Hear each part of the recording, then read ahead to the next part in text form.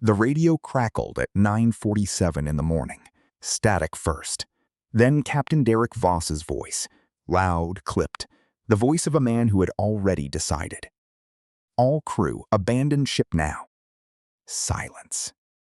Jonas Wren pressed the talk button. His thumb found the ridged edge of the transmitter the way it always did, without looking. He had not looked at anything in 24 years. Captain, the starboard valve, I can fix it. You're blind, Wren. Get above deck. That's an order. Jonas did not move. His left hand stayed on the pipe. A 4-inch steel cooling line, 38 degrees Celsius, normal operating temperature. His boots pressed flat against the diamond plate floor. He knew exactly which panel he stood on. The 9th one from the forward ladder.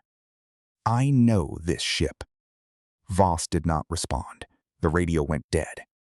Water surged past Jonas's knees. Cold, heavy. The kind of cold that pulls heat straight through coveralls and into bone. Emergency lights kicked on somewhere above him. Red, flickering, casting shadows across a room Jonas would never see. He had not seen light since August of 2002. Not a sunrise. Not a warning lamp. Not the face of another human being. He did not need to. In 22 minutes, the MV Horizon would either stabilize or roll past 15 degrees and take 340 passengers with it, including 47 third graders from Jefferson Elementary on a field trip. Kids in matching yellow t-shirts with name tags safety pinned to their chests. Kids who had been singing on the observation deck 11 minutes ago. The only person who could stop it stood in waist-deep darkness, holding a pipe he could not see. But to understand what Jonas Wren did in those 22 minutes, and why he refused to leave, you need to go back. 24 years. To the day this ship took his eyes. And before that, to the man who gave him his hands. Jonas was 12 years old the first time he touched an engine. Not a diagram, not a textbook illustration. The real thing. A Wärtsilä 6-cylinder marine diesel, block temperature 104 degrees Celsius, vibrating at 420 RPM in the belly of the MV Horizon. His father put his palm flat against the exhaust manifold. Feel that. Jonas nodded. That rhythm, that's healthy, smooth, even. You hear the gap between each stroke? Jonas closed his eyes. He did not know at 12 that he was rehearsing for the rest of his life. Arturo Wren was the chief engineer on the Horizon for 19 years. He was not a large man. 5'7", 152 pounds, with hands that looked like they had been carved from the same steel he maintained. Thick calluses across both palms. A scar on his right index finger from a coupling that slipped in 1987. He wore the same pair of steel-toed boots until the soles went smooth, then re-soled them and wore them again. He carried one tool everywhere. A 12-inch steel wrench with a wooden handle worn smooth from 3 decades of grip. The handle had been replaced twice. The head, never. Engraved on the shaft, in block letters a 1/4 inch deep, A. Wren. This wrench has been on more voyages than most captains, Arturo told his son. He said it the way other fathers might talk about a family ring. Jonas spent every school break in that engine room. By 14, he could identify 9 fault conditions by sound alone. A bearing going dry, a fuel injector misfiring, a cooling pump losing prime. Other engineers used gauges. Jonas used his fingertips. The engine tells you everything, son, if you're patient enough to listen.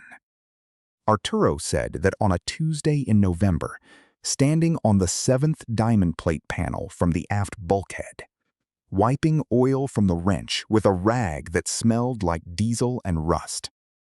Jonas did not know it would become the most important sentence of his life. Arturo Wren died at 59. Heart attack. Not at home. Not in a hospital, in the engine room of the MV Horizon, between the number 2 and number 3 cylinder heads, during a routine afternoon watch. His right hand was still wrapped around the wrench when they found him. His left hand rested on the exhaust manifold, the same spot where he had placed his son's palm 27 years earlier. Jonas was 28. He buried his father on a Thursday. He went back to work on Friday. He did not take the wrench home.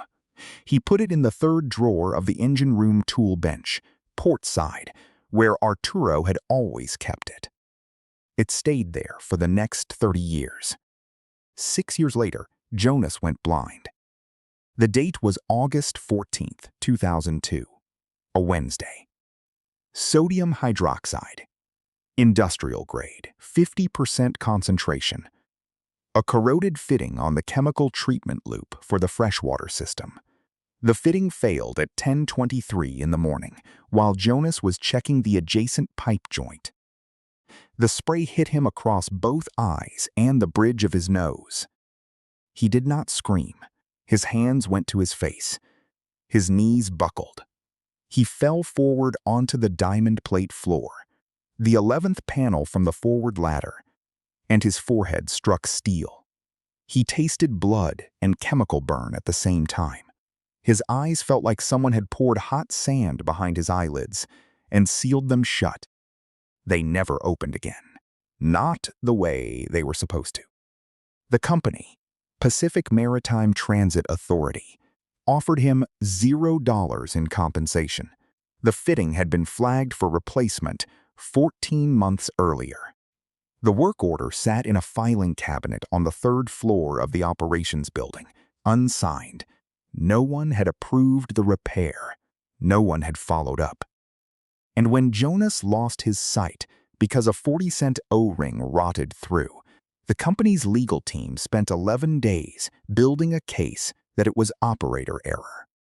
They kept him on payroll for one reason only. No one else could do what Jonas did. In the 23 years since the accident, Pacific Maritime Transit had hired 4 replacement engineers for the Horizon. The first lasted 9 weeks. The second, 14. The third made it 5 months before requesting a transfer. The fourth never showed up for his second shift.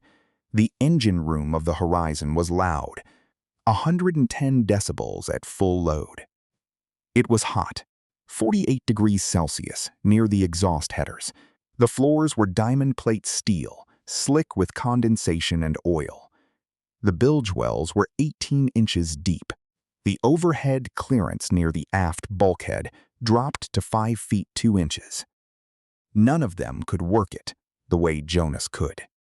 His wife left in 2004, 2 years after the accident. She did not leave a note. She left a key on the kitchen table and a silence that filled every room of their 2-bedroom apartment near the port. No children, no dog. Just the smell of salt air coming through a window that did not close properly, and the faint odor of diesel that never washed out of his skin. The morning after the sodium hydroxide took his eyes, Jonas went back to the engine room. Same ladder, same handrail, 3 bolts, 2 of them slightly raised, same diamond plate under his boots. He counted panels from the ladder to the main console, 14. He counted pipe joints from the console to the cooling loop, 23. He counted valve handles from the cooling loop to the bilge system, 9. He did not go back because he loved the ship. He went back because the ship was the only thing left that recognized his hands. By 2026, Jonas's morning rounds took exactly 45 minutes, 17 systems, 114 pipe joints, every fitting, every flange, every weld, checked by hand. Temperature read by touch, pressure read by the vibration in the pop wall under his fingertips, leaks detected by sound, the faint hiss of pressurized fluid escaping through a gap smaller than a human hair. His Braille logbook sat in the engine room office, port side, second shelf. Every entry, every day, 23 years. 8,395 crossings. The most accurate maintenance record on the vessel. Written by a man who could not see the page. No one on the bridge had ever read it. No one on the bridge had ever asked. On the morning of June 11, 2026, Jonas began his rounds at 6:15. 17 systems. 114 joints. His fingers moved along the pipe runs with the efficiency of a man who had done this 7,000 times. At 6:42, he stopped. The engine rhythm was off, not by much. A fraction of a beat, 0.3 seconds between the second and third cylinder firing, where it should have been 0.28. Most engineers would not have heard it. Most engineers were not Jonas Wren. He picked up the radio. Bridge, this is Wren. Engine room. The number 2 cylinder timing is off. 0.3 second gap on the firing interval. Something is pulling load on the cooling loop. Silence. 5 seconds. Captain Voss's voice came back flat, disinterested. The voice of a man checking his fuel consumption spreadsheet while someone else talked about the engine that moved his ship. Stick to your pipes, old man. I've got it handled. The radio clicked off. Jonas set the handset down. His jaw tightened. He did not argue. He went back to the pipes. He checked temperatures by hand. His palm flat against each section, holding for 3 seconds, reading the heat through his calluses the way a doctor reads a pulse. 38 degrees. Normal, 39. Normal, 41. Slightly warm. He moved to the next section. 43 degrees. Jonas's hand stayed on the pipe. 43 was not normal. The cooling loop ran at 38 to 40 under standard load. 43 meant flow reduction. Something downstream was restricting circulation. He did not radio the bridge again. There was no point. Voss did not listen the first time. He would not listen the second. Jonas traced the pipe downstream with his hand, joint by joint, fitting by fitting, looking for the restriction with the only eyes he had. He did not find it in time. Captain Derek Voss had been aboard the MV Horizon for 63 days. He was 41 years old, held an MBA in maritime management from a university whose name looked better on a resume than its graduates performed at sea, and he was the nephew of Richard Voss, Chief Executive Officer of Pacific Maritime Transit Authority. He had never been below deck, not once in 63 days. He had never touched an engine, never opened a valve, never put his hand on a pipe to feel whether the metal was 38 degrees or 43. He managed the ship the way he had been trained to manage things, from a spreadsheet. In his first month, Voss identified what he called non-essential auxiliary loads on the fuel system, systems that consumed diesel without, in his assessment, contributing to propulsion. He turned them off. The first system he cut was the ventilation fan for the engine room lower level. The second was the backup steering pump. The third was the bilge pump. The bilge pump, a 200-gallon per minute centrifugal unit that pulled seawater infiltration from the lowest point of the hull and discharged it overboard. The system that kept the engine room from flooding. The system that kept the ship from sinking. Voss turned it off 3 times in 2 months. No one questioned him. The chief mate noted it in the log. The first officer, Li Chen, 29, 3 years of sea time, looked at the entry but did not challenge a captain who shared a last name with the CEO. The quarterly fuel efficiency bonus was $3,800. Voss had collected it twice. While Voss studied his consumption numbers on the bridge, 47 third graders from Jefferson Elementary School filed through the passenger boarding gate on the main deck. Yellow field trip t-shirts, matching laminated name tags on red lanyards. Their teacher, Miss Patricia Okafor, 34, 9 years teaching, counted heads as they passed. 45, 46, 47. She had 3 parent chaperones. She had 47 permission slips in a folder in her bag. She had a first aid kit, a roll of paper towels, and a sleeve of animal crackers for the kid with the peanut allergy. She did not have a contingency plan for the ship sinking. 3 decks below, Jonas heard the children through the ventilation shaft. Tiny voices.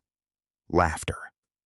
The sound of 47 small humans who had never seen an engine room, never touched a pipe, and had no idea that the man who kept them safe was sitting alone in the dark, listening to a rhythm that no one else could hear. He did not know their names. He did not know their teacher's name. He did not know about the yellow t-shirts or the animal crackers or the laminated name tags.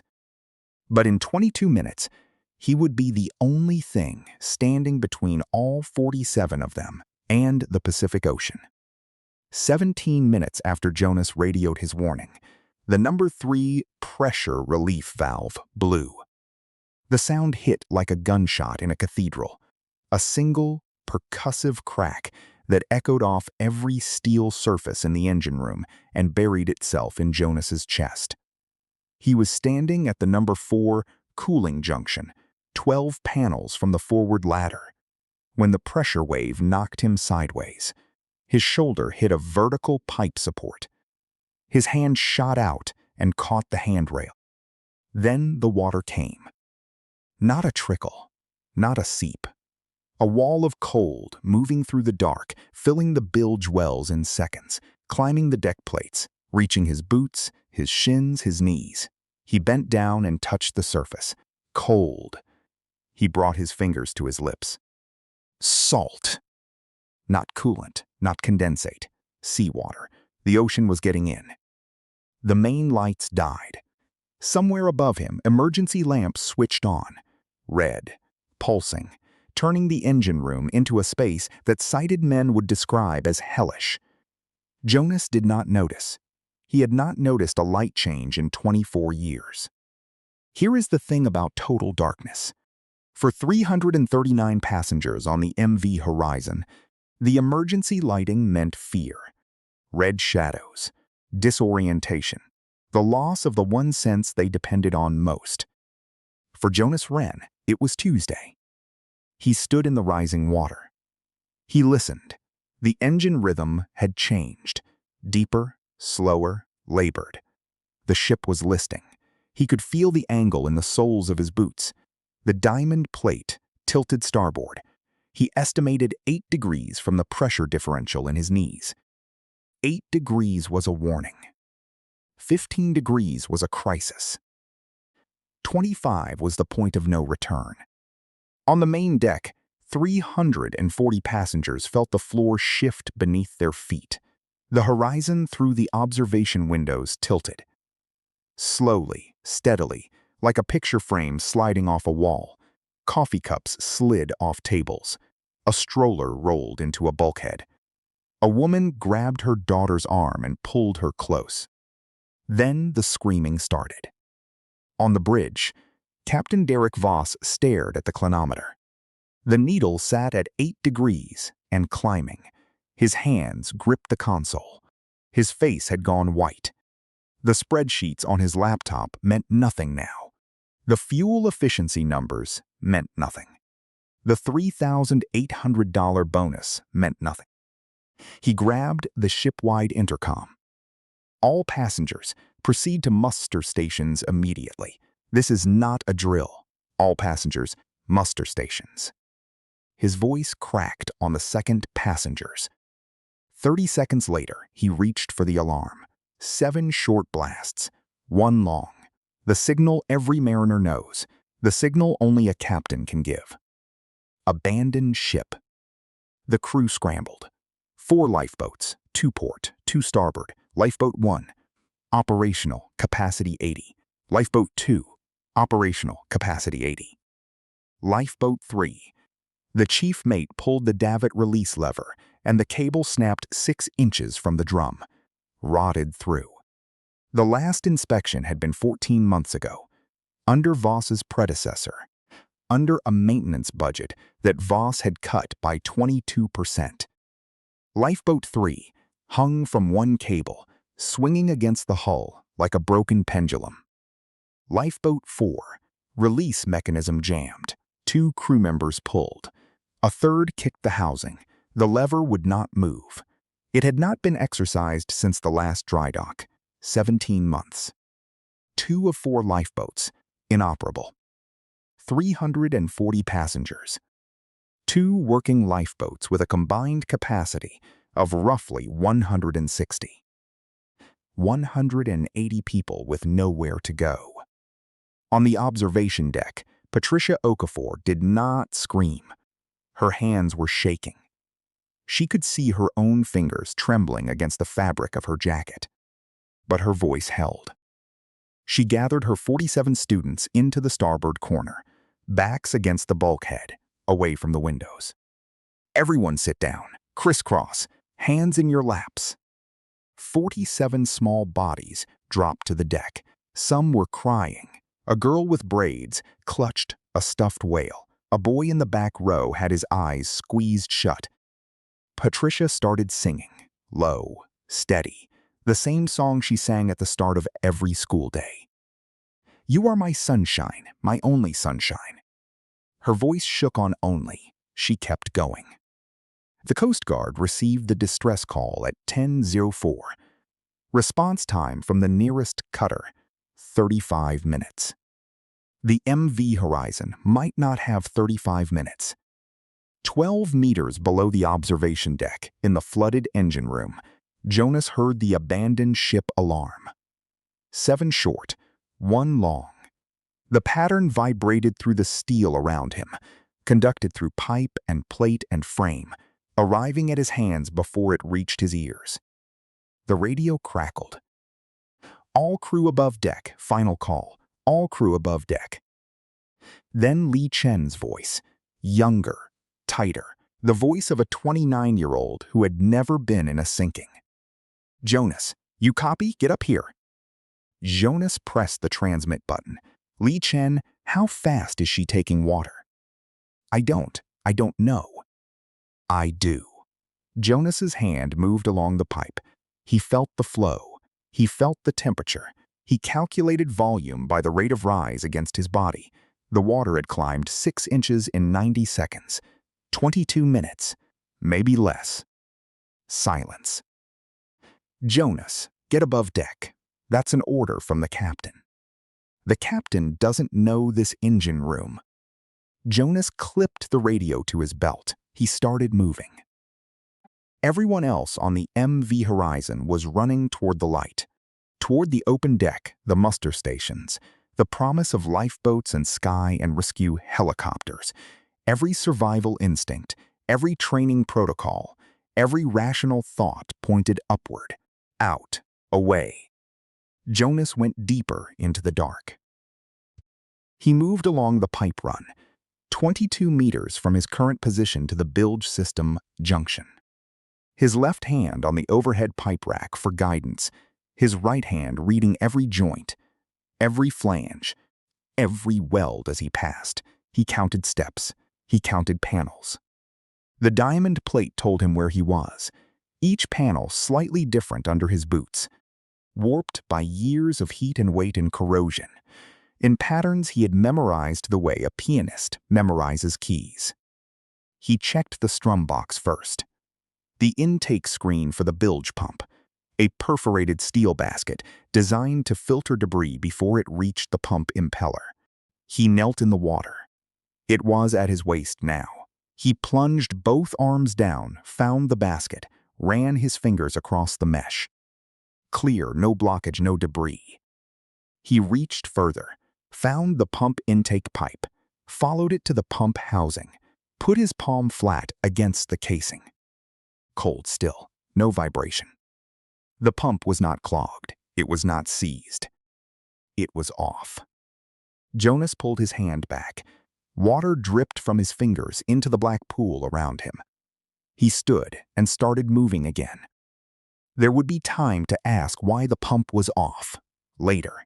Right now, the ocean was still coming in. He read pipe temperatures by touch, his right palm flat against each section, 3 seconds per reading. 38 degrees, 39, 41. He moved further aft. 47. There. Jonas stopped. His hand stayed on the pipe. 47 degrees Celsius on a section that should run at 39. Heat meant friction. Friction meant restriction. Restriction on a seawater cooling line meant corrosion. He moved his hand along the joint.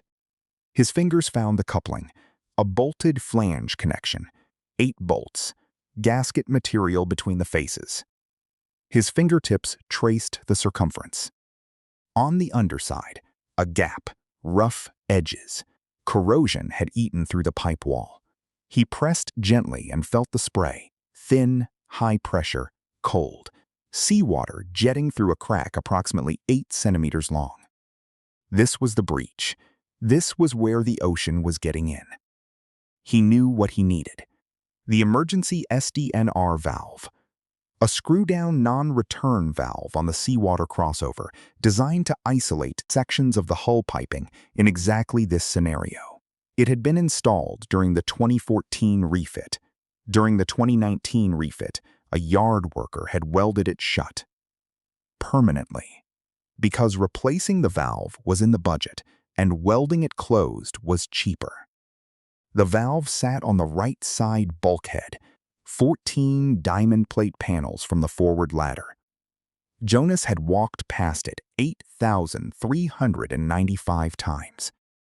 He started walking, counting panels under his boots. 1, 2, 3. The water pushed against his thighs. 4, 5, 6. His left hand trailed along the pipe rack overhead. He knew where the valve was. He knew it was welded shut. Hope, and a welded shut valve standing between it, and 340 lives. The water reached his chest, rising. Jonas stopped at the 13th panel and took a breath, deep, held it. Then he went under. Total blackness underwater. No light penetrated this deep in the engine room, even when the mains were on. Even a sighted man would have been blind down here, fumbling, disoriented, reaching for shapes he could not find. Jonas had lived in total blackness for 24 years. Every room he entered was this dark, every hallway, every stairwell, every morning and every night. This was the one time it did not matter. His hands followed the pipes. He pulled himself forward, hand over hand along the overhead rack, submerged, lungs holding. 1 pull, 2, 3. His fingers read the joints as he passed, counting, mapping, confirming position against a blueprint that existed only in his muscles and his memory. 7 pulls, 8. His lungs began to tighten. 9, 10, 11. His chest ached, the cold water pressed against his ribs. 12, 13. His right hand hit a vertical pipe, the riser for the fire main. He was close. 14. His fingers found the valve body, cast steel, flat face, the hand wheel on top, a 6-spoke wheel, 12 inches across, coated in marine paint that had bubbled and flaked years ago. He pushed off the bottom and surfaced, gasping, water at his chin now. He reached for the valve wheel, and his forearm pressed against the exhaust manifold. A surface running at over 200 degrees Celsius, even with the engine struggling. The burn hit instantly. White heat. His skin blistered before he could pull away. He hissed through his teeth. His arm jerked back. The pain ran from his wrist to his elbow like a wire pulled taut under his skin. He did not stop. He reached again, more carefully, found the valve wheel, gripped it with both hands. Turned. Nothing. The weld held. The valve had not moved in 7 years. Corrosion and weld metal had fused it to the body like a tooth set in bone. Jonas shifted his grip, pulled harder. His shoulder screamed. The same shoulder that had hit the pipe support when the relief valve blew. Nothing moved. He reached into the chest pocket of his coveralls, his fingers closed around a handle. Wooden, smooth, worn by decades of hands that came before his. The wrench, his father's wrench, he carried it every shift, had carried it since the day Arturo died. The steel head was cold. The engraving was still sharp under his fingertips. A-Wren, a quarter-inch deep, cut 37 years ago. Jonas positioned the wrench against the weld seam, where the valve wheel met the body, drew it back, and struck. 1. Steel rang against steel. The sound cut through the engine room, sharp, bright, a single note in the roar of rushing water and failing machinery. The weld did not move. Jonas counted by breath. Each strike was an exhale. Each reset was an inhale. The water pressed against his chin. 3, 4, 5. The wrench handle was slippery. Oil and seawater and something else. Blood from a cut on his right palm, where the wrench edge had bitten into skin on the 4th strike. He adjusted his grip. 7, 8, 9, 10, 11, 12. His shoulder burned. Not the arm burn. The joint itself, deep in the socket, grinding bone on inflamed tendon. He had been swinging a steel wrench at a weld seam while standing chin-deep in seawater in total darkness for 90 seconds. He was not a superhero. He was a 58-year-old blind man with a torn rotator cuff and bleeding hands. He kept swinging. 15, 18, 22, 27. The weld cracked. He felt it through the wrench. A faint give, a shift in the resonance of the strike, the difference between hitting solid and hitting fractured. The crack ran along the left side of the weld bead. Not enough. The valve still held. 3 decks above, the MV horizon listed through 15 degrees. The clinometer needle crossed the red line, the solace limit. The angle was visible now without instruments. The starboard rail dipped toward the waterline. Loose equipment slid across the deck. A fire extinguisher broke free from its bracket and rolled into the port bulkhead with a sound like a muffled drum. On the observation deck, the 47 children sat pressed against each other. Some cried. Most were silent. The kind of silence that belongs to children who know something is wrong, but have no name for it. Patricia Okafor sang louder, "You make me happy when skies are gray." Her voice did not waver. Lifeboat 1 launched from the port side. 40 passengers. The boat hit the water and motored clear. 300 remaining on board. Lifeboat 2 was loading. Jonas did not hear any of it. He heard the water. He heard the wrench. He heard his own breathing. 30, 32, 35. His hands were bleeding from both palms now. The wrench handle, his father's handle, smooth wood worn by 2 generations of grip, was dark with blood and salt. He could feel the grain of the wood separating under his fingers. 38, 40, 41. The water rose over his mouth. He tilted his head back, breathed through his nose. His chin pointed at a ceiling he could not see. 43, 44. The engine tells you everything, son, if you are patient enough to listen. 45, 46. 47. Silence. The weld broke. The fracture ran through the full circumference of the seam. He felt it release under the wrench, like a bone finally setting.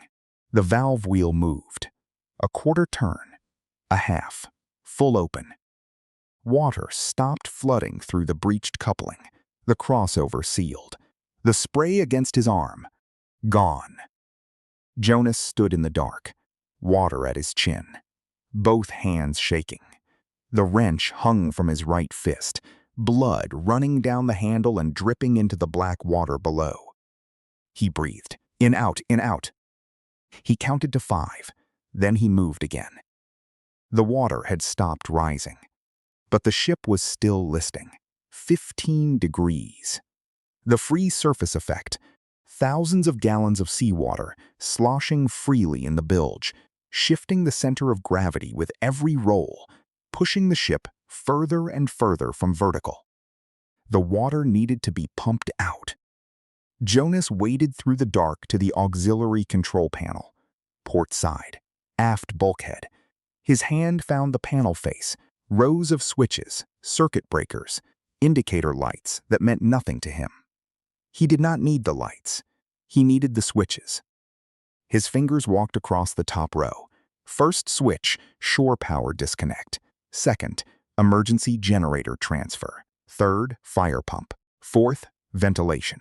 Fifth, ballast transfer. He moved to the second row. First switch, fuel transfer pump. Second, freshwater pump. Third, bilge pump number 1. His thumb rested on the toggle. It was in the off position. Not tripped, not failed, not stuck between positions, switched off. Deliberately. The toggle sat cleanly in the lower detent, the position it could only reach if someone pushed it there. Jonas's hand went still on the switch. He stood in the dark, water at his chest, blood on his palms, and his fingers told him what his eyes never could. Someone had turned off the bilge pump. Before the voyage. From the bridge panel, which mirrored this one. This was not a malfunction. This was not bad luck. Someone let this happen. Jonas already knew who. He had heard the man's voice dismiss a 0.3-second timing discrepancy like it was background noise. He had heard the radio click off while the engine room flooded. He had heard the voice of a man who managed a ship from a spreadsheet and could not tell the difference between 43 degrees and 38. Jonas could not see who did it, but his hands had already told him everything he needed to know. He unclipped the radio from his belt. Lee Chen. Static. Then the first officer's voice, tight, strained, the sound of a man standing on a bridge that was tilting 15 degrees to starboard. Jonas, where are you? We thought you. First officer, bridge bilge and ballast panel. Top row, third switch from the left, bilge pump number 1. Silence. How do you know what position it's in? I have touched that panel 8,395 times. Third switch, top row, flip it. Silence. Jonas heard footsteps through the radio. He heard Lee Chen's breathing, short, shallow, the breath of a man running across a tilting bridge deck. Then Lee Chen's voice, quieter now, close to the panel. Bilge and ballast, top row, 1, 2, 3. Silence. Click. The pump started. Jonas heard it before Lee Chen did, felt it, actually, through the pipe wall under his right hand. A vibration, low, steady. The centrifugal impeller spinning up to speed, pulling water from the bilge wells, pushing it overboard through the discharge pipe on the port side hull. The water around him stopped rising then. Slowly, it began to drop, half an inch. The pressure against his chest eased. The ship trembled, the angle held at 15 degrees. Then, a shudder in the hull, a groan from deep in the steel frame. The horizon began to right itself. Half a degree, a full degree, 2. On the main deck, passengers gripped railings and watched the horizon through the observation windows, slowly, return to level. Silence. Then, from the starboard corner of the observation deck, a sound, small, tentative. A single pair of hands clapping. Then another, then 7, then 47. 47 small voices. 47 yellow t-shirts. 47 children who did not know the name of the man who had just saved their lives. Jonas did not hear the applause. He was 3 decks below, in the engine room, sitting on the diamond plate floor with his back against a 4-inch cooling pipe. The wrench lay across his lap. His hands hung at his sides, palms up, bleeding from cuts he could not see. The water had dropped to his waist, then his knees. The pump hummed through the pipe behind him, steady, rhythmic, the sound of a machine doing what it was designed to do. Above him, somewhere far away, 340 people were alive. But Jonas did not hear their gratitude. He did not hear the crying, or the cheering, or the Coast Guard helicopter approaching from the south. All he heard was the engine. The rhythm was returning to normal. 0.28 seconds between the second and third cylinder. Even. Smooth. The sound of a ship that would not sink today. The engine tells you everything, son.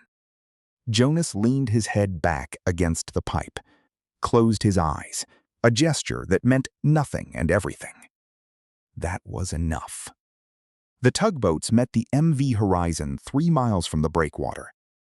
2 tugs, one on the port quarter, one on the starboard bow. Standard distress escort formation. The kind Jonas had read about in Braille manuals, but never expected to feel beneath his own feet. The ferry limped into berth 7 at 16:47. 4 hours and 23 minutes after departure. A crossing that should have taken 90 minutes. 340 passengers stood on the upper decks. No one pushed toward the gangway. No one shoved. They waited, quiet, watching the dock fill with ambulances, fire trucks, and family members who had spent the last 2 hours calling phones that rang to voicemail because cell service had died somewhere around the second list.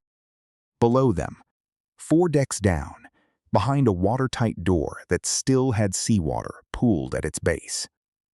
Jonas Wren sat against a pipe. The wrench lay across his thighs. His hands had stopped bleeding 20 minutes ago. Not because they had healed. Because the rags he'd torn from his coveralls had soaked through and clotted against the wounds. 2 paramedics found him there. They came down the engine room ladder with a stretcher and a neck brace. Standard protocol for an unconscious casualty. Jonas was not unconscious. He was listening to the number 4 cylinder. It had a knock. Faint, barely there. But he could hear it. A hairline crack in the exhaust manifold, maybe. Something to check next Tuesday. Sir, we need to get you on the stretcher. I can walk. Sir, your shoulder is dislocated. I know. I can walk. He stood. His left shoulder hung 2 inches lower than his right. The joint pushed forward at an angle that made the first paramedic wince. Jonas did not wince. He tucked the wrench under his right arm and stepped onto the diamond plate. 14 panels to the ladder. He had counted them 10,000 times. The paramedic tried once more. At least take the wheelchair at the top of the... No. Jonas climbed the ladder one-handed, right hand on the rung. Left arm pressed tight against his ribs. Each rung sent a jolt through the dislocated shoulder that turned his knuckles pale. He did not stop. He did not slow down. 4 flights. 32 rungs. When he reached the main deck, the daylight hit his face. He couldn't see it, but he felt the heat shift. Engine room warmth replaced by open air and late afternoon sun. The sounds changed too. Below, it was mechanical. Up here, it was human. Voices. Crying. Laughter that came out too high. The kind that doesn't mean anything is funny. He walked down the gangway, using his father's wrench as a cane. Tap, step, tap, step. The A-Wren engraving clicked against the metal ramp with each strike. 340 people watched a blind man in soaked coveralls walk off a ship he'd just saved, tapping his way down with a 60-year-old wrench, and not one of them spoke. Silence. At the bottom of the gangway, a paramedic held out a wheelchair. Jonas walked past it. He found the edge of the dock by feel. The texture changed from grooved metal to poured concrete, and stopped. I need to talk to the Maritime Safety Board. Sir, your hands. He held them up, palms forward. The rags had fallen away on the climb. What the paramedic saw made her stop mid-sentence. Wrench burns ran across both palms in overlapping ridges, the hexagonal pattern of the wrench handle branded into the skin from 47 strikes underwater.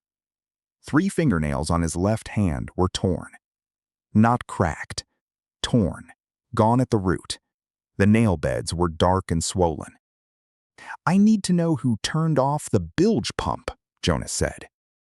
His voice was hoarse, shredded. He had swallowed seawater in the bilge well. His throat sounded like gravel dragged across sandpaper, but every word was clear. 20 meters away, at the foot of Berth 7's passenger ramp, Patricia Okafor stood with a clipboard she had borrowed from a dock worker. She counted her students off the ship, one by one. Aiden. Here. Brianna. Here, Ms. Okafor. Carlos. I'm here. One by one, name by name, 47 names on the class roster. 47 voices answering. Not 46, not 45, 47.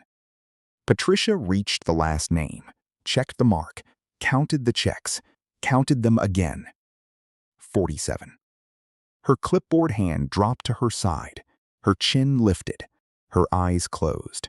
She stood that way for 11 seconds, lips pressed together, throat moving once, before she opened them and said, "All right, everyone. Buses are waiting. Single file." 47 third graders from Jefferson Elementary walked off the MV Horizon and into the arms of parents who had been standing at the docks since the Coast Guard broadcast hit the news 90 minutes earlier. Every child walked off that ship. Remember that, every single one. The Maritime Safety Board convened its formal inquiry 9 days after the crossing. Conference Room 4B, Port Authority Building. A room with fluorescent lights, a long table, and no windows. The kind of room where careers end. The voyage data recorder, the ship's black box, was pulled from the MV Horizon on day 2. It had recorded everything, every radio transmission, every alarm, every order given from the bridge, and every order that should have been given but wasn't. The board played the VDR audio at 9:14 on a Tuesday morning. 7 investigators, 2 maritime lawyers, 1 court stenographer. The recording had a timestamp in the upper right corner of the transcript, ticking forward in minutes and seconds. Timestamp 14:23, 4 minutes before the first flooding alarm. Captain Derek Voss's voice. Clear, confident. The voice of a man who had been in command for 8 weeks and believed he understood the sea because he had read a manual about it. Cut the auxiliaries. We're burning too much on this crossing. Silence. No one on the bridge responded. No one said, "Captain, the bilge pump is classified as auxiliary." No one said, "Sir, we're heading into a Category 5 sea state with 12-foot swells." No one said anything, because no one on that bridge had enough engineering knowledge to know what auxiliaries included. Lee Chen was on the bridge that day. He heard the order. He executed it. He flipped the switches. He told the board this with his hands flat on the table and his voice steady. "I didn't know the bilge pump was on that panel. I should have. I didn't." The board asked for maintenance records. Jonas's records. His Braille logbook. 1,247 pages of maintenance entries, inspection notes, and repair logs spanning 6 years aboard the MV Horizon. Every entry punched by hand into heavy cardstock using a Braille stylus. The investigators needed a Braille reader to translate it. What the logbook showed was worse than what the VDR recorded. 3 separate entries, 3 dates, October 9th, October 23rd, November 2nd. Each entry documented the same finding: bilge pump main breaker found in the off position.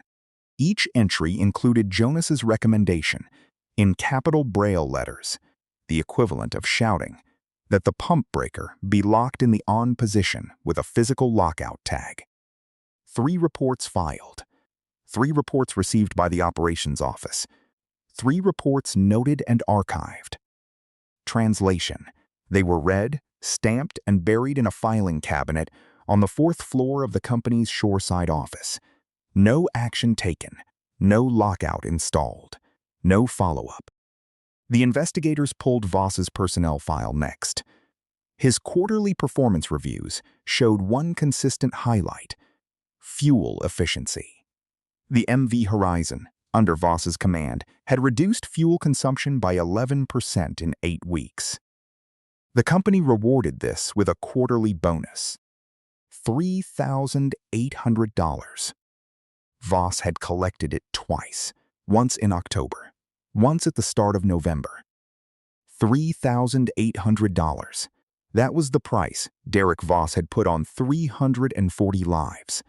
Not consciously, not maliciously. He hadn't set out to kill anyone. He had set out to impress his uncle, the fleet CEO, with a number on a spreadsheet. The dead would have been a side effect. An accounting error with a body count. The board called Voss to testify on day 4. He sat at the witness table in a Navy suit, no tie.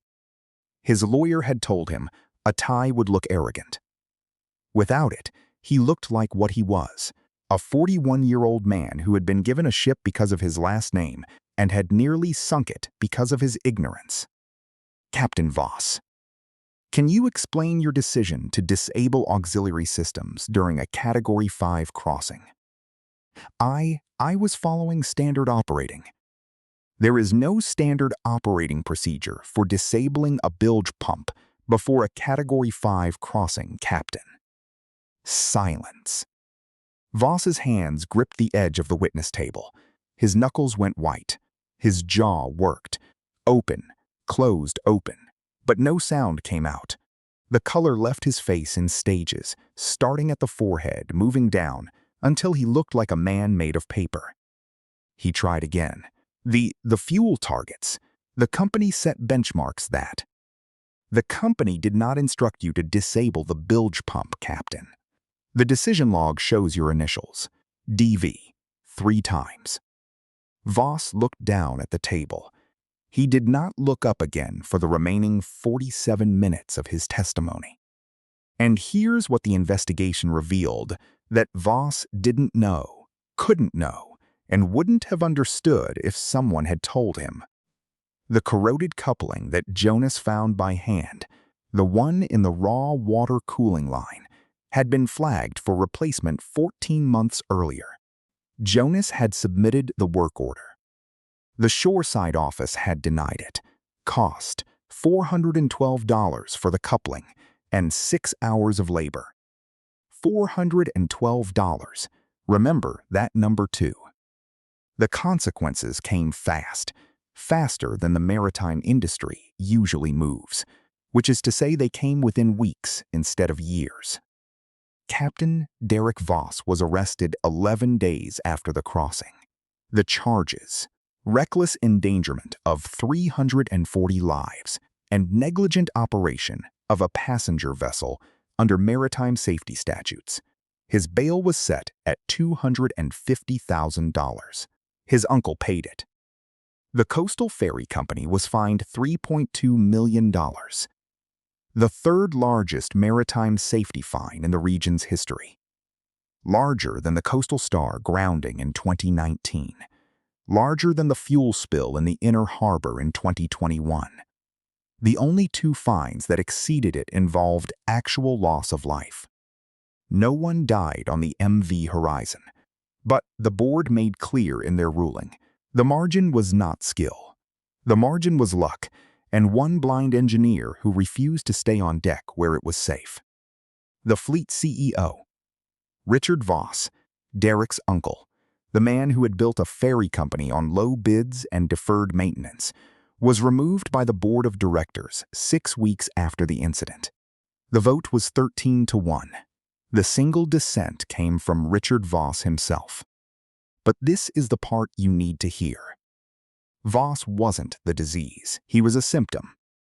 The ISM code audit that followed the MV Horizon incident expanded to cover the entire fleet. 11 vessels. The auditors found what Jonas could have told them years ago if anyone had asked, or if anyone had been able to read his logbook. 11 vessels.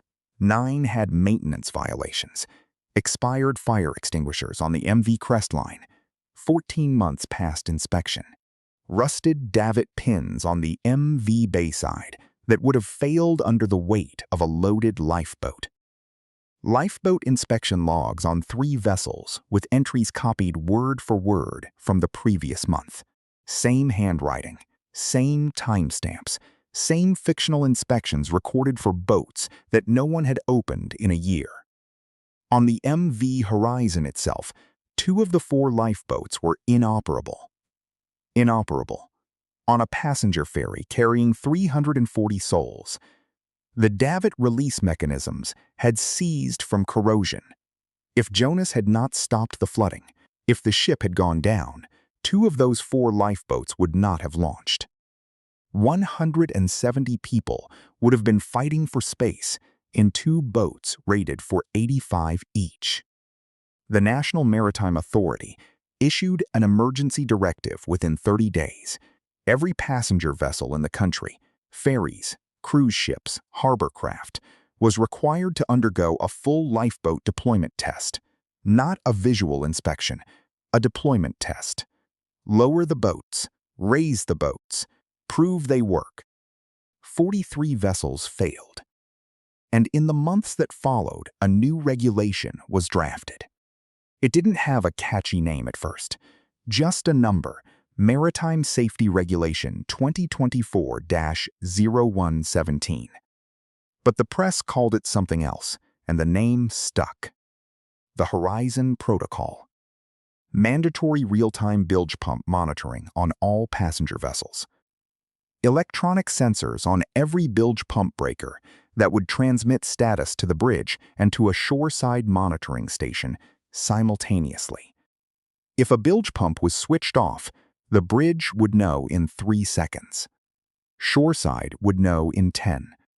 And both would demand a reason, in writing, before the vessel could proceed. No more quiet switches. No more buried reports.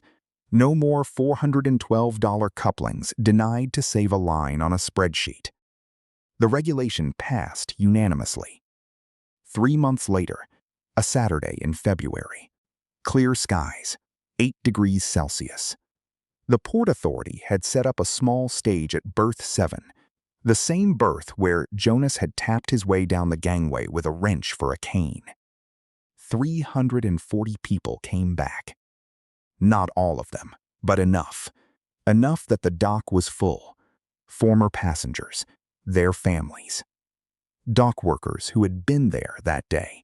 Coast Guard crew from the cutter that had escorted the Horizon in. Patricia Okafor and 47 third graders who were now 47 third graders who knew what a bilge pump was. Jonas walked to the stage. No cane, no wrench. Just his boots on the concrete, steady, measuring the distance by feel. He wore a clean set of coveralls. Not a suit, not a uniform. Coveralls. Because that is what Jonas Wren wore. Someone had pressed them. He hadn't asked them to. The Maritime Administrator presented the Medal of Valor. She read the citation. Jonas stood with his hands at his sides. His sunglasses caught the winter light. His hands, both of them, still carried the scars.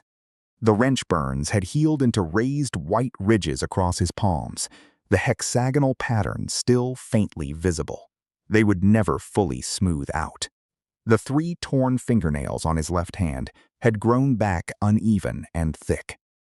He did not give a speech. The administrator pinned the medal to his coveralls, and Jonas nodded once. The crowd stood. 340 people, and their families, their friends, their co-workers who had come because they'd heard the story, rose to their feet and applauded. Jonas could not see it, but he felt it. The stage floor vibrated under his boots. A low, rolling hum transmitted through the wooden platform, through the concrete pilings, through the dock itself. The same frequency as an engine running right. Steady, even, strong. He knew what it meant without seeing it. Silence. Then Patricia Okafor stepped to the microphone. "Mr. Wren, my students wrote you letters." Jonas turned his head toward her voice. His jaw shifted once. The way it always did when something caught him off guard, and he needed a second to process it. "I appreciate that, ma'am, but I can't." "They know." 2 words. That was all she said. They know. They knew he could not read their letters. They knew he could not see their drawings. They had written them anyway. And now they were going to read them. Every single one. Standing in front of 340 people and a man who would hear every word. 47 children lined up at the side of the stage, single file. Tallest in the back, shortest in the front. Ms. Okafor's formation. The same formation they used for fire drills, field trips, and apparently for reading letters to blind engineers who had saved their lives.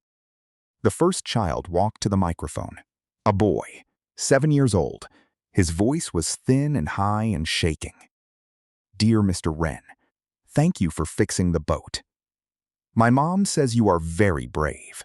I drew you a picture of the boat, but my mom said you might not be able to see it, so I will tell you what it looks like. It has a big red stripe, and the water is blue, and you are standing on top, and you are smiling. Love, Aiden." Jonas's chin dipped. He said nothing. The second child. A girl with braids and a voice that carried. "Dear Mr. Wren, I was not scared on the boat because Miss Okafor said everything was fine, but my dad was scared. He cried when I got home. I never saw my dad cry before. Thank you for making it so I could go home, Brianna." The third child, faster, more confident. "Dear Mr. Wren, the boat trip was the best field trip ever. We saw dolphins, and then the boat almost sank, and then you fixed it. Can we go again next year? Carlos." Laughter from the crowd.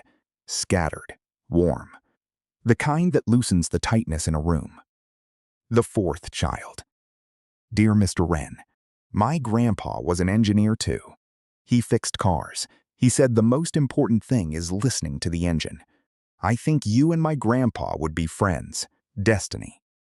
Jonas's hand moved, just slightly, toward the pocket of his coveralls. The pocket where he usually kept the wrench. It wasn't there today. It was somewhere else. He would find out where soon enough. The letters continued, one by one. Each child walked to the microphone, unfolded a piece of lined paper, and read. One thanked him for keeping the water out. One asked if engines were hard to learn. One said she wanted to be an engineer when she grew up, but maybe on a spaceship, not a boat.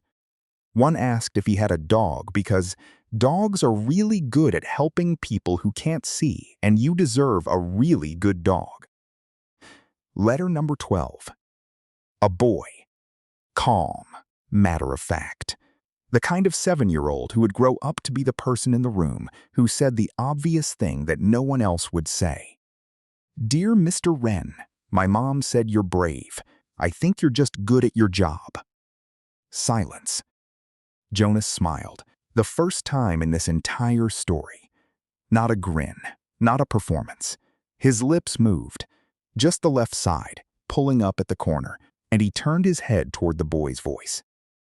"That's exactly right, kid." The letters continued. Number 13, 14, 20, 25, 30, each one a small life, each one a voice that existed, because a blind man had crawled into a bilge well and hit a welded valve 47 times with a 60-year-old wrench. The crowd stopped shifting, stopped whispering, stopped checking phones. By letter 30, the dock was still. 35, 38, 40, 43, 45, 46. The 46th child stepped away from the microphone. The dock waited. One more.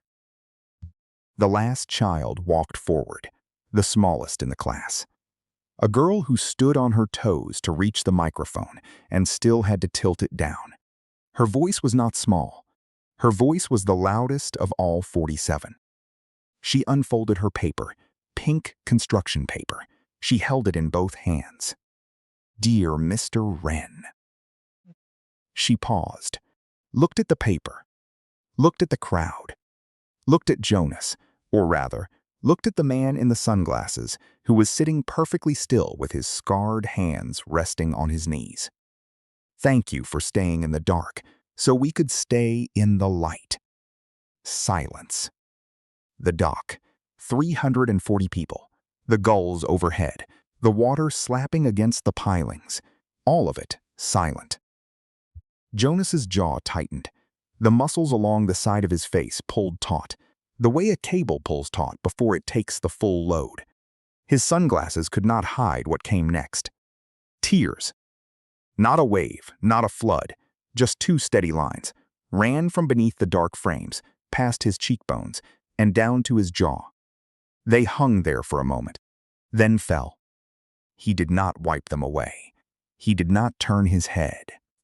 He sat in the chair on the stage at berth 7 with his hands on his knees and his boots flat on the wood, and let 340 people see what 47 letters had done to a man who had spent 24 years convincing himself that he didn't need anyone to see him at all.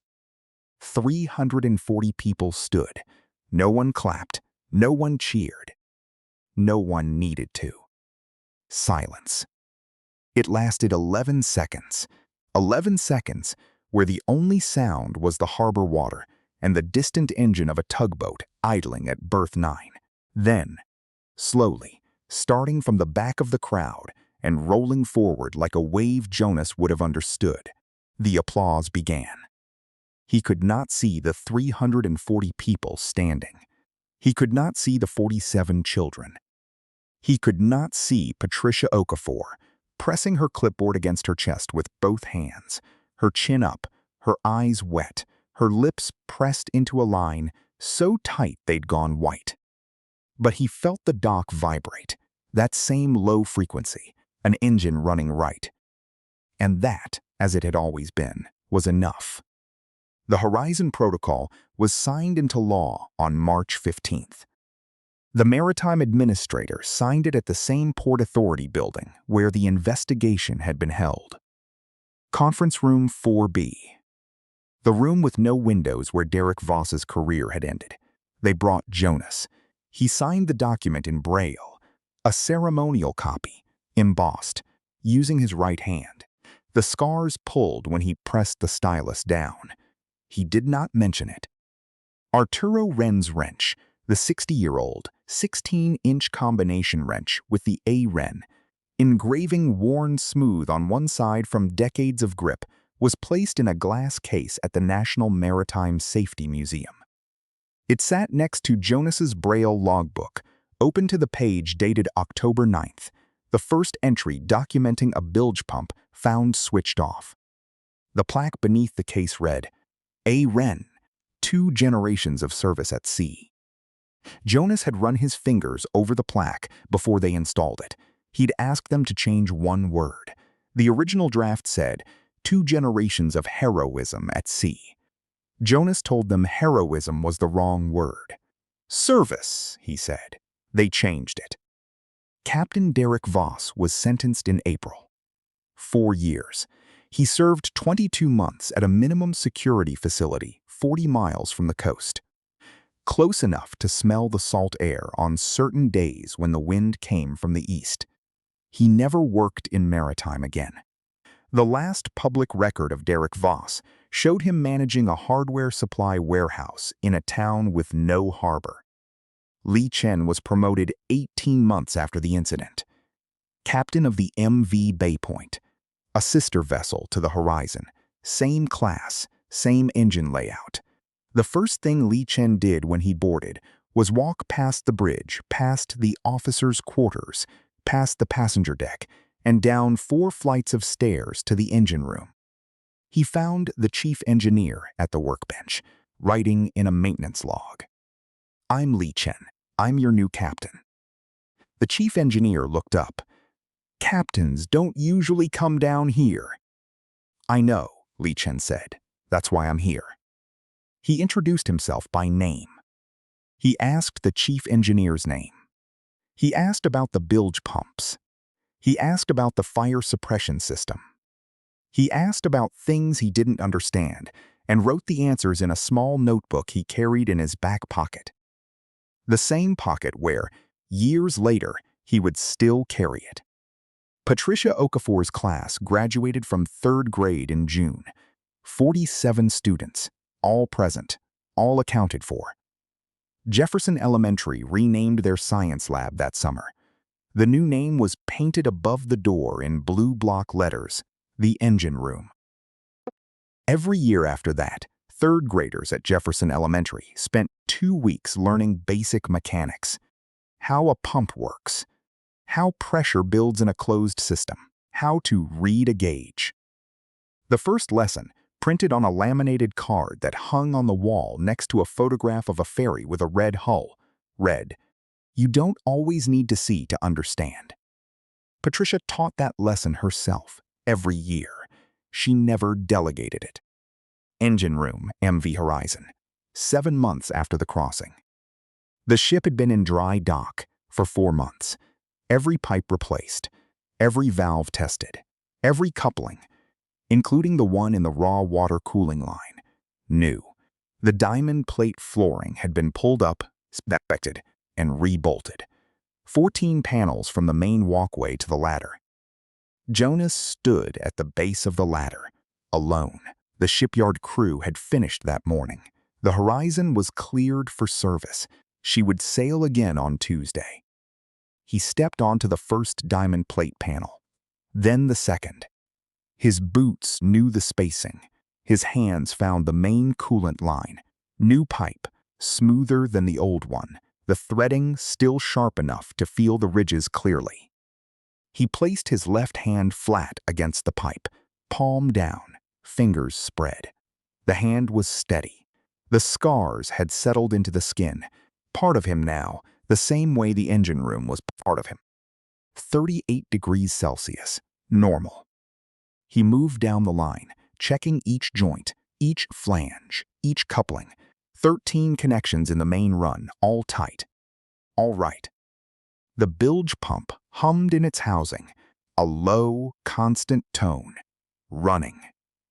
The new monitoring sensor blinked on the panel above it, transmitting status to the bridge and to the shoreside station every 3 seconds.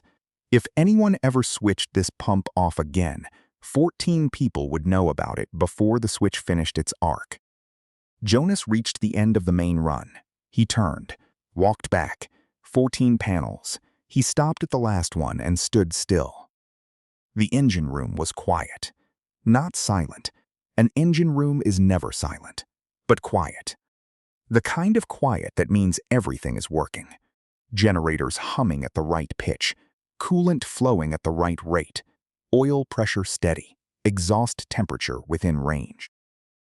The engine tells you everything, if you're patient enough to listen. Jonas nodded, once. To no one, to his father, to the ship, to 24 years of darkness that had never once stopped him from knowing exactly where he was. He turned and climbed the ladder.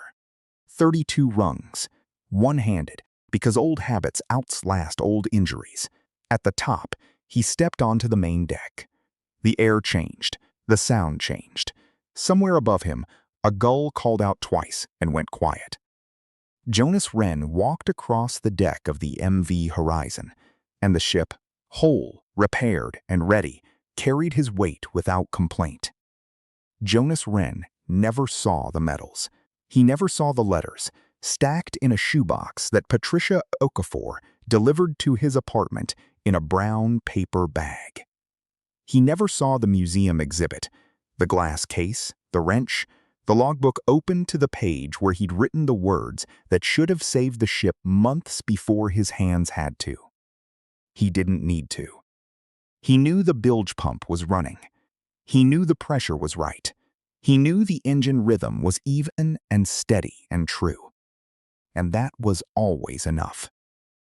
But this story, the one you've been listening to for the last 50 minutes, was never really about blindness. You know that by now. Jonas's blindness is a fact of his life the way the hull is a fact of the ship. It defines the shape. It doesn't define the purpose. This story is about what you choose to pay attention to. Derek Voss had two working eyes. He had a bridge full of instruments. He had radar and GPS and depth sounders and weather charts updated every 15 minutes by satellite. He had every tool a modern captain could ask for. And he never once looked at the one thing that mattered, the bilge pump breaker on panel 3, top row, third switch from the left. Jonas had no eyes. He had his hands, his ears, and 60 years of knowledge passed down from a father who believed that machines speak to the people who respect them. He had a braille logbook and a wrench with his father's initials.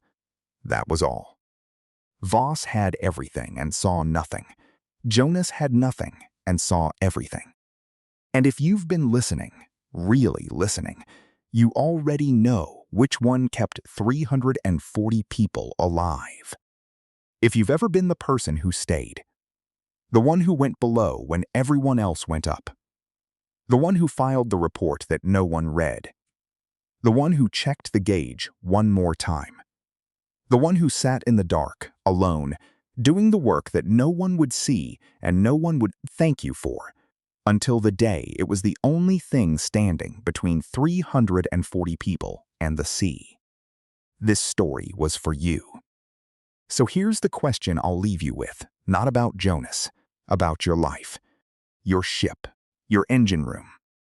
Who stayed in the dark for you? Silence.